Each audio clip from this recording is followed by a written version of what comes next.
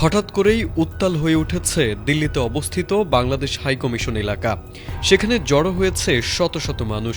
বিশ্ব হিন্দু পরিষদের ব্যানারে তীব্র বিক্ষোভ চলছে। বিক্ষোভকারীরা পুলিশের ব্যারিকেড ভেঙে হাইকমিশনের দিকে এগোনোর চেষ্টা করলে পরিস্থিতি আরও উত্তপ্ত হয়ে ওঠে। মূলত ময়মনসিংহে এক হিন্দু যুবককে নির্মমভাবে হত্যার খবর ছড়িয়ে পড়ার পরই এই বিক্ষোভে শত শত মানুষ অংশ নেয়। মঙ্গলবার সকালে তারা দিল্লির বাংলাদেশ হাইকমিশনের সামনে জড়ো হয়। ভিডিও ফুটেজে দেখা যায় বিক্ষোভকারীরা নিরাপত্তা ব্যারিকেড ভেঙে ভেতরে ঢোকার চেষ্টা করছে। পরিস্থিতি সামাল দিতে হাইকমিশন এলাকায় জোরদার করা হয়েছে ব্যাপক নিরাপত্তা ব্যবস্থা।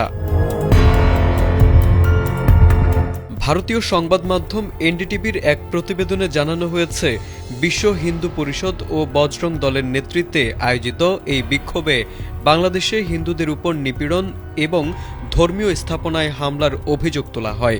পরিস্থিতি নিয়ন্ত্রণ করতে কূটনৈতিক এলাকা থেকে কয়েকজন বিক্ষোভকারীকে আটক করেছে ভারতীয় পুলিশ।